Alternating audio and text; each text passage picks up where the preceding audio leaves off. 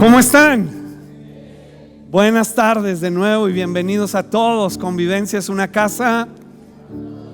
Me encanta decir eso, porque la Biblia dice que los lugares donde nos congregamos, los hijos de Dios, serán llamados casa de oración para todas las naciones, de todo color, de toda etnia, de toda lengua. Wow, qué bonito, ¿no? Regálame una sonrisa, porque hoy se va a poner duro esto.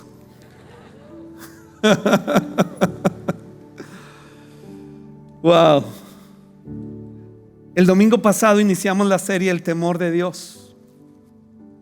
Recordarás que definimos el temor de Dios de la siguiente manera: el temor de Dios es la respuesta, nuestra respuesta hacia Dios en aprecio, en reverencia, respeto y honra por la demostración de su santidad y de sus otros atributos que llamamos gloria. ¿Cómo respondo en estos momentos donde cantamos a Dios, que es una manera de adorarlo? No es la única, de hecho no es la más esencial. De hecho, el centro de la adoración a Dios es su palabra. Pero nosotros cantamos y expresamos a través de música su palabra para reconocerlo a Él. ¿Y cómo reaccionamos ya después de haber estado en su presencia, de percibir su santidad, su misericordia, su bondad? ¿Cómo reaccionamos? ¿Cómo vivimos saliendo de estas puertas? Eso es el temor de Dios en nuestros corazones, una conciencia de su presencia en nuestras vidas de acuerdo a quién y cómo es Él. Esta convicción es dada por el Espíritu Santo. Usted y yo no podemos producir temor de Dios. Yo sé que a veces nos enojamos, y a mí de niño cuando hacía una travesura me decían: pues ¿qué no tienes temor de Dios? Pues la neta es que no, porque ni conocía a Dios, porque el Espíritu Santo no me había revelado las glorias de Cristo. En el momento en que me revela quién es Cristo, me imparte este deseo de honrarlo, que es el temor de Dios. Y yo me dispongo en fe a honrarlo, a respetarlo, a obedecerlo. Consideramos también la semana pasada las diferencias entre estos dos personajes. Abinadab, ¿se acuerdan? Quien tuvo en su casa 20 años la presencia de Dios, que en el Antiguo Testamento, en el Antiguo Pacto, se manifestaba en una caja muy especial, diseñada por Dios, construida por los sacerdotes, por Aarón y otros. Vimos que después de 20 años su vida terminó en tragedia. Sin embargo, la vida de Obed tuvo la presencia de Dios 3 meses y su vida fue bendecida. La diferencia entre ambos es el temor de Dios. Trazamos también un plano de construcción de un falso o artificial temor de Dios a partir de la historia de la fabricación del becerro de oro. ¿Se acuerdan? Ahí en el desierto, cuando el pueblo de Israel se desesperó, se angustió porque Moisés no bajaba de la montaña donde estaba recibiendo instrucciones de Dios para ellos. Se desesperaron y dijeron: vamos a construir una gloria de Dios que nos guíe en el desierto. Pero nuestra imagen del Dios verdadero va de acuerdo a nuestra percepción. Hicieron el becerro de oro. Hoy retomaremos el pasaje de Romanos con el que terminamos la semana pasada para considerar ahora los resultados de la falta de disposición para responder adecuadamente al temor de Dios. ¿Qué sucede cuando alguien sí experimenta en alguna medida la gloria de Dios, que de nuevo son sus atributos manifestados en mi corazón? Es su presencia. Y yo lo sé y lo percibo. Todos los seres humanos, por haber sido creados a imagen de Dios, tenemos en nuestro corazón y en nuestra conciencia el sentido de existencia de Dios y de pertenencia a Dios. Pero yo puedo no reaccionar correctamente y esto trae unos resultados no positivos. Dice Romanos 1:21, es cierto, ellos conocieron a Dios, pero no quisieron adorarlo como Dios, ni darle gracias. En cambio, comenzaron a inventar ideas necias sobre Dios. Y como resultado, ¿verdad que así dice? ¿Cuál es el resultado? Son 3 resultados que vemos aquí en este pasaje. Número 1, la mente les quedó en oscuridad y confusión. Afirmaban ser sabios. Número 2, se convirtieron en completos necios. Y en lugar de adorar al Dios inmortal y glorioso, número 3, rindieron culto a ídolos que ellos mismos se hicieron, en formas de simples mortales, aves, animales de 4 patas o reptiles, como sucedió en el desierto con Aarón. Vamos a considerar estos 3 resultados.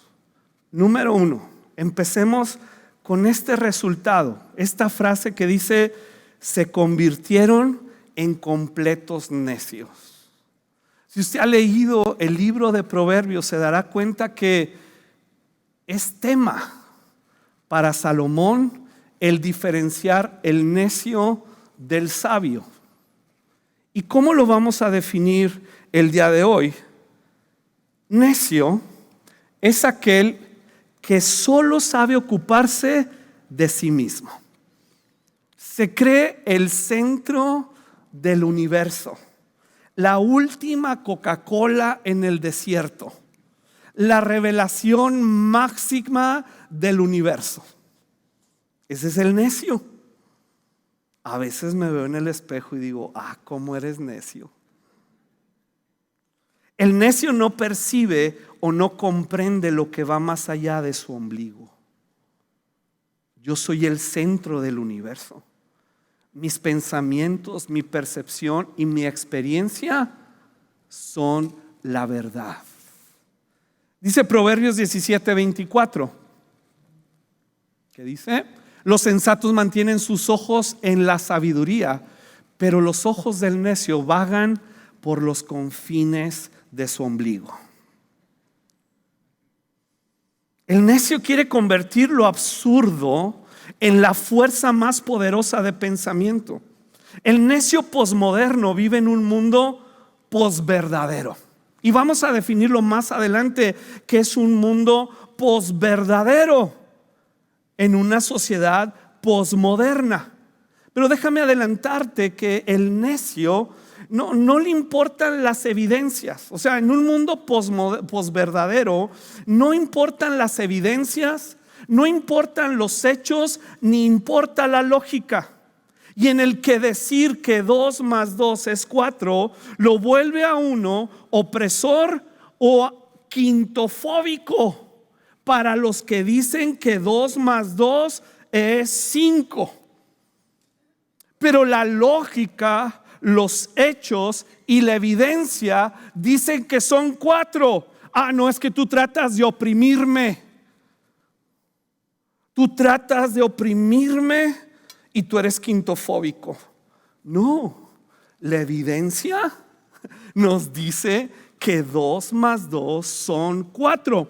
Pero en un mundo de posverdad no importa la evidencia, no importan los hechos, no importa la lógica, no importa la ciencia. El necio pretende que todo lo que siente determina la verdad. El juez, el último juez de su vida y quien dicta lo que el mundo debe hacer para satisfacerlo, son sus emociones y sus sentires. Como un adolescente caprichoso. Es que yo siento, yo percibo y yo quiero, y lo quiero en este momento. Las tecnologías digitales ilusionan al necio, llevándolo a vivir en una hiperrealidad. Ya no es la realidad, es la hiperrealidad.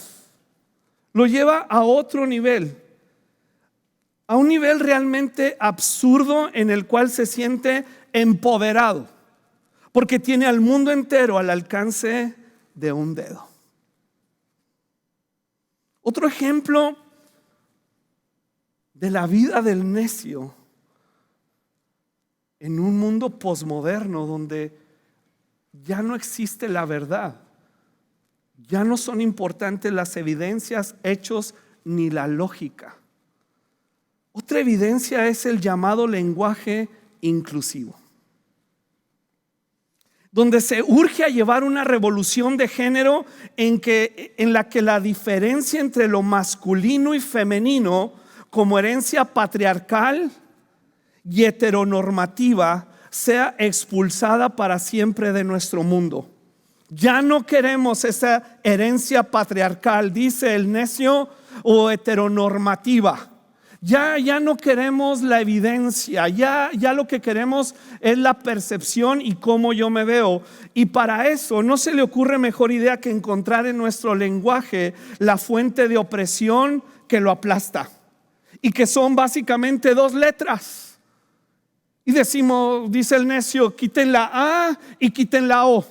¿Por qué? Porque nos oprime, porque nos descarta, porque no nos incluye, porque no queremos esta herencia patriarcal y heteronormativa. Queremos la libertad de lo que nosotros percibimos. Así que su idea consiste en reemplazar estos dos, A y O, por la E, que hace las veces de comodín inclusivo. Así que a manera de conjuro verbal quieren hacer caer el modelo divino del cual la historia de la humanidad es testigo. Pero yo ya no quiero la historia, ya no quiero los hechos y la evidencia, lo que se ha construido a través del tiempo, aunque ha habido errores históricos. Pero como dice el dicho, no podemos tirar al niño con el agua sucia de la bañera. Tenemos que centrarnos en la verdad y en los hechos. De hecho, nuestra fe no descansa únicamente en un sentido subjetivo que el Espíritu nos da de sabernos hijos de Dios. Descansa sobre hechos históricos. Y por eso cuando usted lee el Evangelio según San Lucas, este Lucas, médico de profesión, escribe y inicia su Evangelio diciendo: me ha parecido a mí necesario investigar con diligencia los hechos que entre nosotros han sido ciertísimos. Y empieza a presentar evidencias, no sentimientos, no percepciones, no ideas humanas ni religiosas. Estos son los hechos. Hay una evidencia que requiere un veredicto. ¿Es verdad o es mentira? Pero no queda un sentimiento. El necio todo lo mide a través de la empatía. Todo. Sin embargo, aunque debemos ponernos en los zapatos de otros, y por eso como iglesia decimos, somos una iglesia para todos. ¿Qué implicamos? Que queremos ponernos en tus zapatos, que queremos acompañarte en el proceso donde Dios está formando el carácter de su Hijo Jesucristo en ti, donde su Espíritu Santo, que levantó a Cristo de entre los muertos, es poderoso a través de su palabra para sanarte, para liberarte, para darte paz y alegría. Pero eso no implica la obligación de hacer del sentimiento y la percepción una fuerza de mayor importancia que la verdad.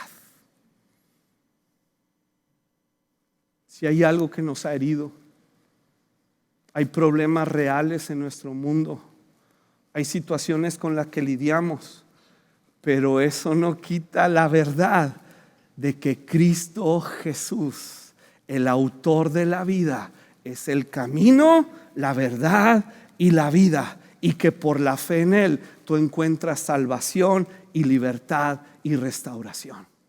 Ven, te vamos a abrazar. Humanamente te vamos a comprender, pero no quiere decir que diluimos la verdad que te puede dar libertad. La segunda frase de Romanos dice: la mente les quedó en oscuridad y confusión. Esta frase de Romanos refiere a una falta de sentido de vida. No hay un sentido de vida que da propósito, puesto que ya no se toma en cuenta la verdad, las evidencias, los hechos, la historia. No, ya no es importante. Entonces esto crea una falta de sentido de vida que da propósito, que nos lleva a vivir en oscuridad y confusión. Muchos creyentes hoy están confundidos por estas nuevas tendencias, este acento en filosofías humanas carentes de evidencia científica. No estoy hablando de sentimientos, estoy hablando de hechos y evidencia en la cual se basa nuestra fe. El hecho histórico de que Jesús resucitó de entre los muertos. Dice Lucas, hubo 500 testigos. Te los presento y los escribe. Wow. Pero cuando no hay verdad, hay una falta de sentido de vida que da propósito. El sentido de vida es fuerza vital. Su falta absoluta es neurosis. Wow. ¿Qué es la neurosis? Es la enfermedad funcional del sistema nervioso que se caracteriza por inestabilidad emocional.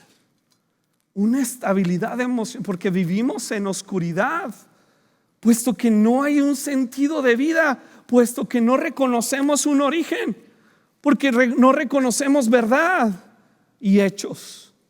Esto nos lleva a inestabilidad. Y hoy nos enfrentamos a una generalizada frustración y abismal vacío existencial, debido a que la dictadura emocional no es suficiente para cubrir ese vacío, ya que no es capaz de construir un hilo conductor entre origen, camino y destino, cargado de un sentido y propósito. Se perdió. El necio cree que nació el día de hoy y que no hay historia, que venimos no sé de dónde o que nacemos como de una semilla, y entonces no hay un hilo conductor entre origen. ¿Cuál es el origen de mi vida? ¿Por qué estoy en planeta Tierra? ¿A quién me parezco? ¿Quién me diseñó? ¿Quién me creó? ¿Y cuál es la evidencia de eso que yo creo que es verdad? Pero que la evidencia es abrumadora y me indica que yo tengo un origen. Eso me lleva a un camino específico, porque yo tengo un destino cargado de propósito. Hay 3 características del sentido de vida que Dios ha puesto en el ser humano. Este sentido de vida no es impulsivo. Y hoy esta generación, en la cual no estoy hablando solamente de jóvenes, sino de nosotros adultos, esta generación adolescéntrica, basada en percepciones, en emociones y sentimientos, es muy impulsiva, pero no es reflexiva. Sí, vamos a hacerlo. Sí, adelante. ¿Por qué? Porque sentimos, porque queremos, porque lo podemos hacer. Pero el sentido de vida de Dios es reflexivo. Reflexivo en su palabra, reflexivo en su historia. No es efímero, es eterno, y no se basa en los sentidos, no es sensual, sino verdadero. Este vacío existencial es alimentado por la actitud de poner a la vida en el banquillo de los deudores. Yo esperaba de la vida, yo esperaba de las personas, yo esperaba de Dios, yo esperaba que me dieran. Porque como yo no tengo un sentido de vida, no sé para qué existo, entonces yo dependo de mi entorno y de mis sentidos para lograr un poquito, una dosis tipo droga, para sentir que la vida es buena. Pero existe una decepción, que es la fuente principal de esta actitud de poner a la vida y a las personas como deudores. Sin embargo, el sentido de vida que Dios nos da se responde a la pregunta: ¿qué espera la vida de mí? Jesús lo dijo de esta manera en Mateo 16:24.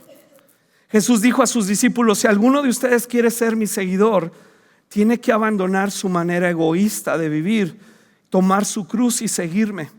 Si tratas de aferrarte a la vida, la perderás. Pero si entregas tu vida por mí, ¿cómo dice? ¿Por mí qué? ¿Están conmigo? Otra vez. Por mi causa. Hay una causa, hay un propósito, hay un origen, hay un camino específico para el Hijo de Dios, hay un destino eterno, hay una causa. ¿Cuál es la causa y propósito por el cual Dios me diseñó a su imagen y semejanza y me hizo hombre? ¿Y por qué me hizo mujer? ¿Y cuál es esta causa, propósito por el cual soy padre?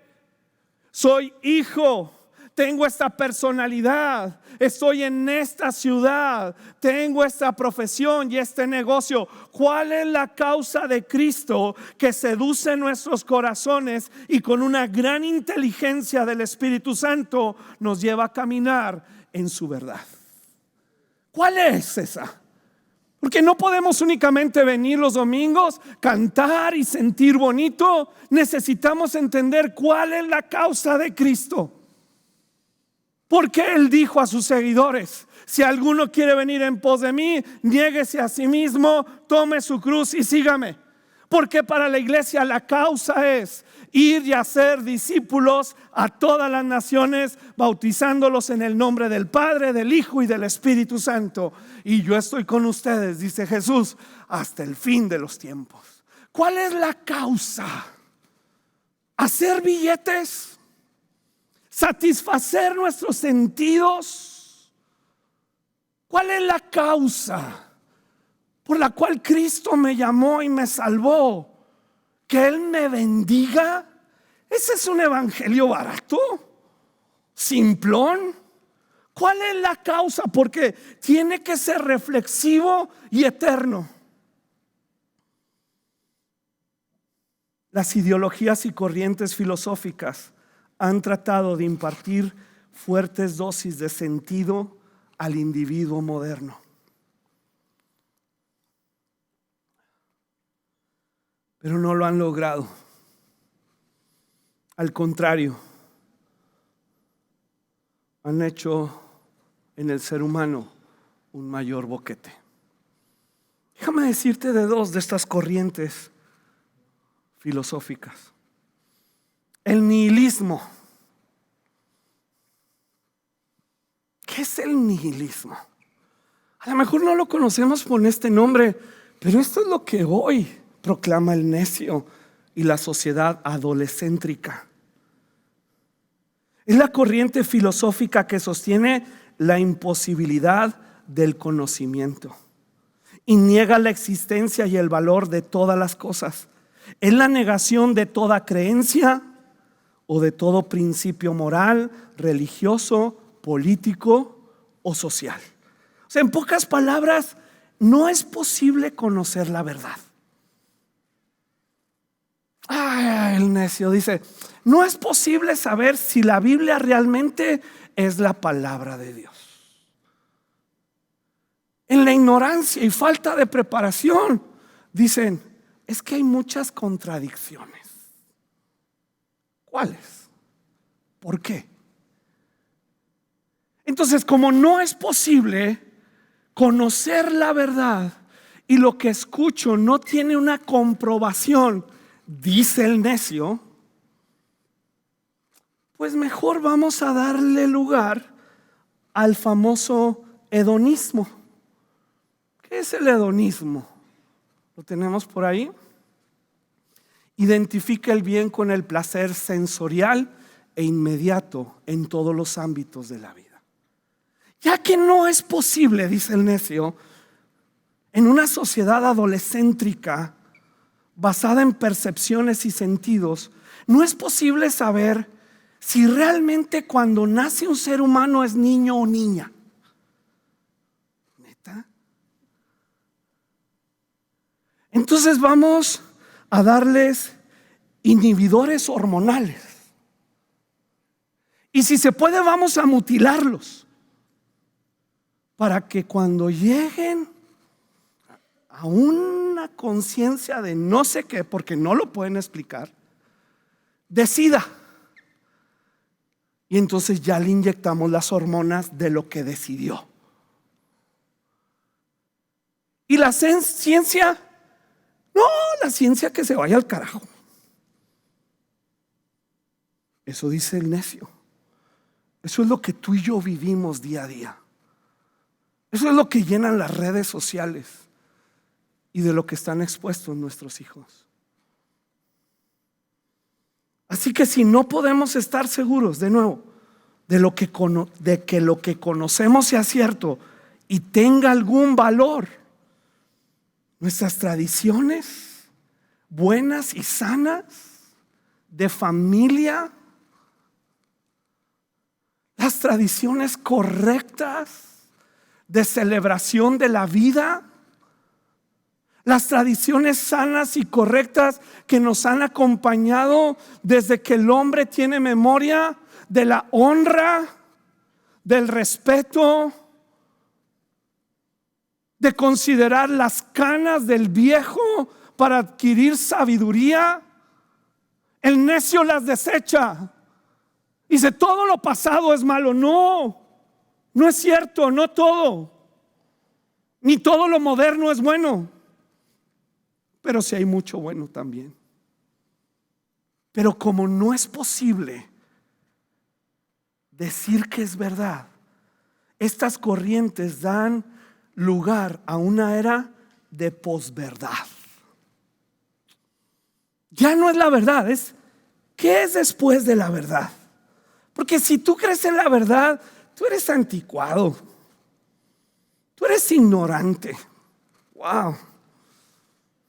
Ignoran la historia, la ciencia.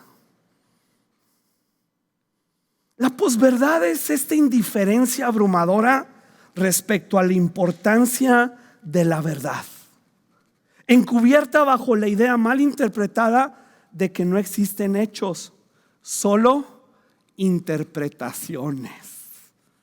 Como decía mi abuelita, sí, Chuy. Entonces la verdad se vuelve relativa, porque es la interpretación que tú le das a la vida. Es la interpretación que tú le das al género o a la sexualidad.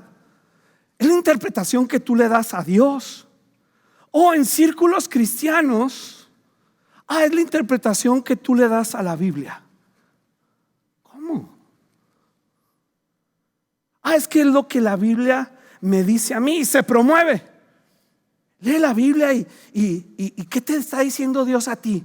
No, eso es bien peligroso. Así nacen las sectas y las desviaciones doctrinales y teológicas. La pregunta cuando yo leo la Biblia es, ¿qué me quiere decir Dios con lo que dijo a mí y a toda la raza humana? No es de interpretación privada. Es solo una cosa la que quiere decir, aunque en sus principios tenga varias aplicaciones.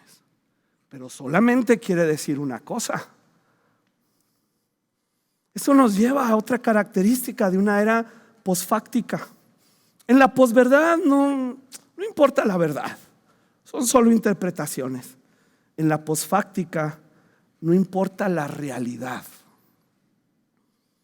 Apatía hacia la realidad, una especie de anestesia ante los hechos, donde la realidad da paso al simulacro. Simulamos ser felices, simulamos contentamiento fuera de la verdad, pero no es cierto. Y por último, me ayuda el piano, por favor. La última frase de Romanos que nos da las consecuencias de ignorar al Espíritu Santo que nos imparte el temor de Dios al revelarnos quién es Él a través de su palabra. Dice: rindieron culto a ídolos que ellos mismos se hicieron. Esta frase nos indica una profunda falta de sentido de identidad. La anterior era falta de sentido de propósito. Esta es una falta de sentido de identidad.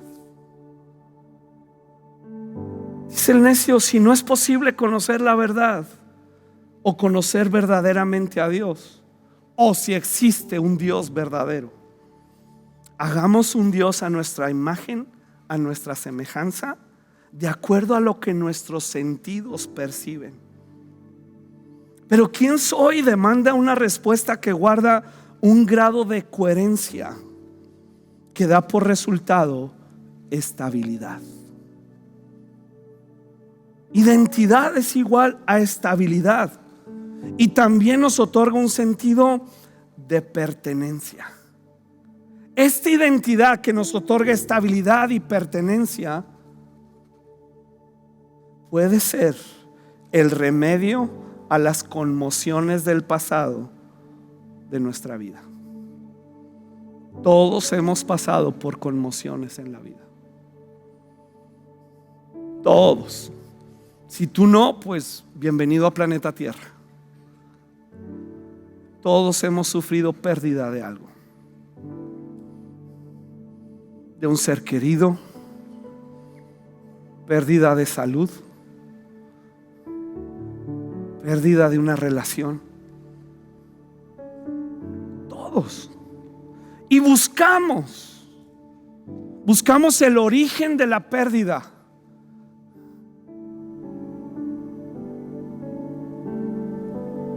Y nunca lo encontramos. Porque lo que va a sanar nuestros corazones no es llegar al porqué de la pérdida, sino al origen de mi identidad. ¿Quién soy yo? ¿A quién me parezco? ¿Quién me diseñó y con qué propósito? ¿Dónde se origina esta falta de identidad? Nos dice Romanos 1:21.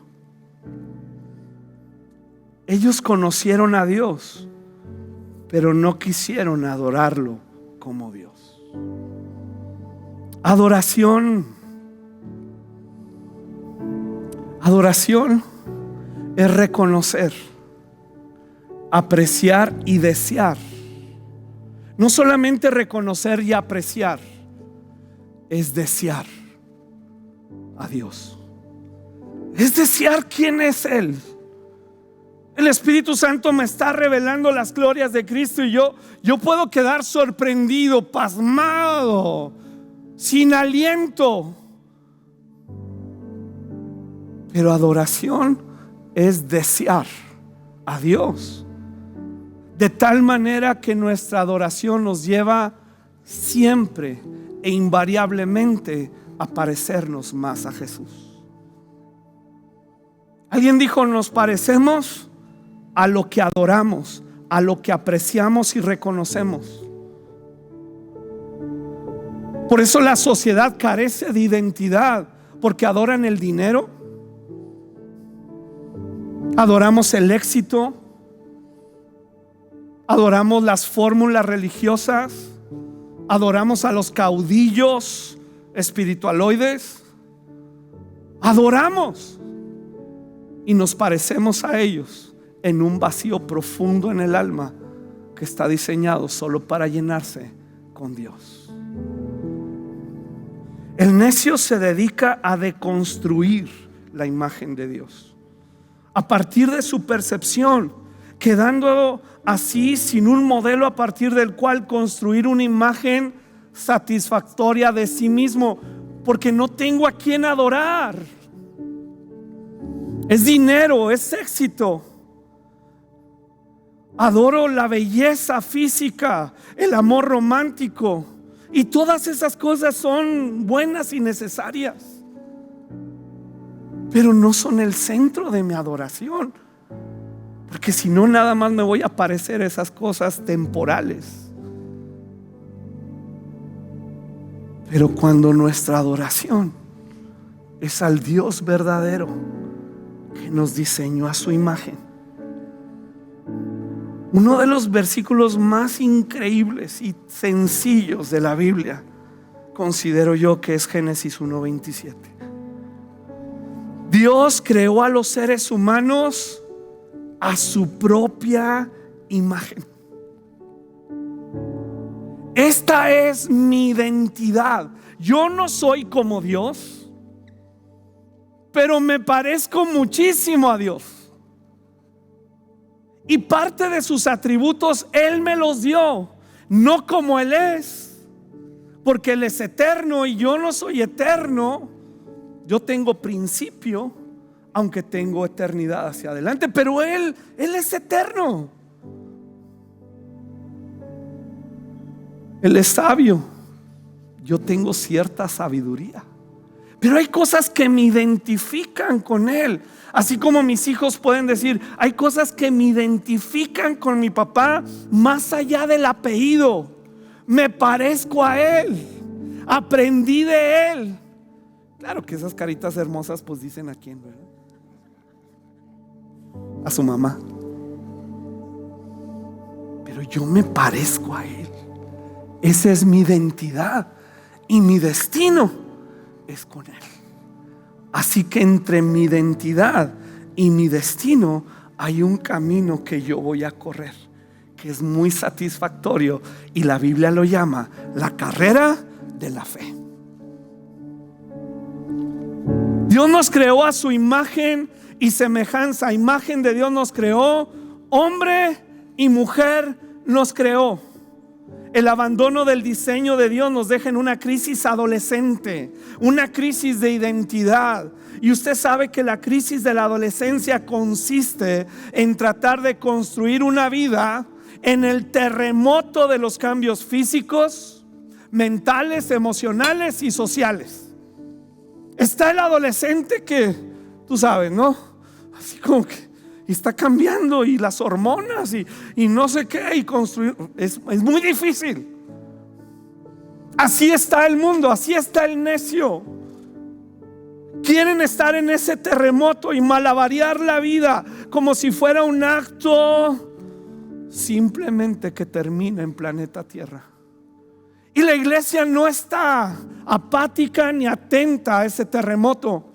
Pero vamos a esos terremotos. ¿Por qué? Porque hay un fundamento firme, porque está la roca de la salvación, porque Él es una torre fuerte, porque Él es escudo y salvación, porque Él es eterno y está sentado en su trono gobernando con autoridad.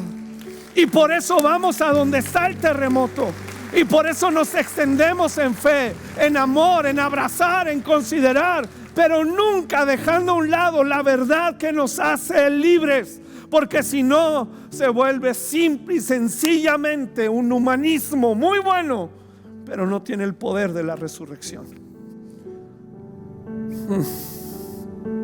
Termino con esto. Nuestro mundo posmoderno prefiere mantener siempre opciones libres, sin definiciones, sin restricciones y sin compromisos a la verdad.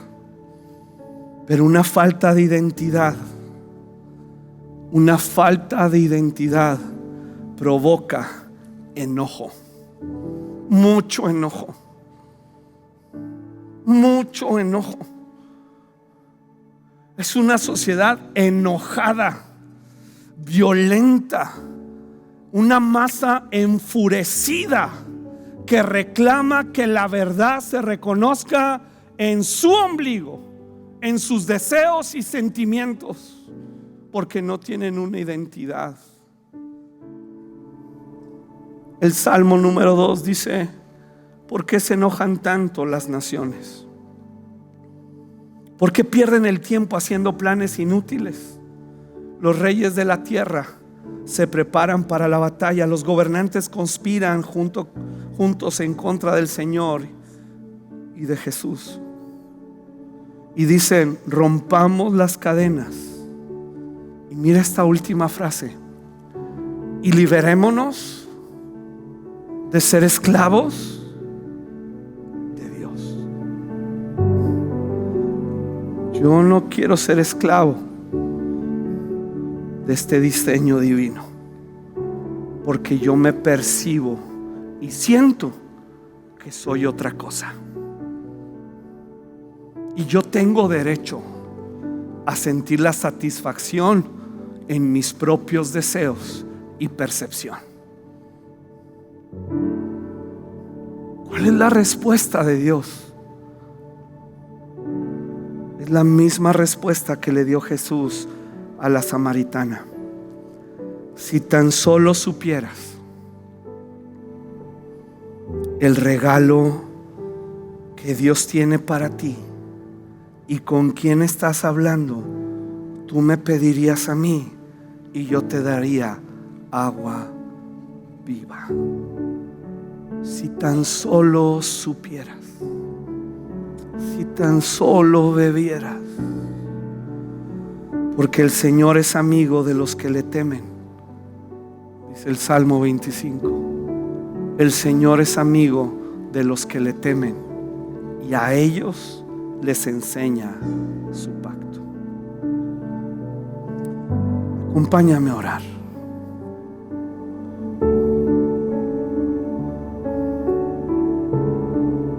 Son tiempos peligrosos, como le dice el apóstol Pablo a Timoteo.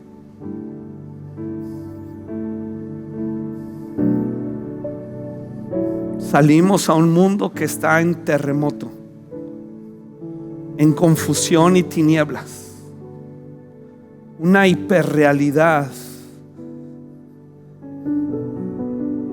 a través de las redes sociales. Llevan a muchos creyentes a dudar del diseño divino, que fuimos hechos a imagen y semejanza de Dios, hombre y mujer.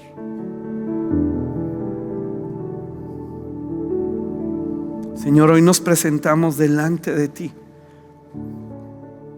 porque no queremos ser necios.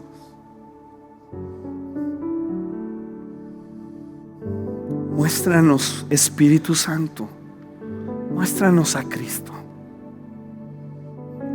Muéstranos sus glorias, muéstranos su bondad, muéstranos su excelencia. Espíritu Santo, más allá de mis pensamientos, percepciones e ideas que están influenciadas por una corriente filosófica humanista, yo quiero conocer tu verdad, porque por tu Espíritu Santo yo sé que es posible conocerte. Como da testimonio el apóstol Juan, vimos al verdadero.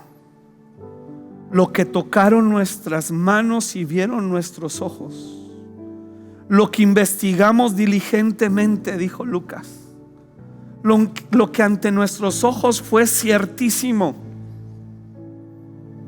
es lo que hoy, Señor, pedimos de tu Espíritu Santo, para que al reconocerte te deseemos. Yo no puedo producir en mí un temor reverente. Me equivocaría, terminaría construyendo becerros de oro.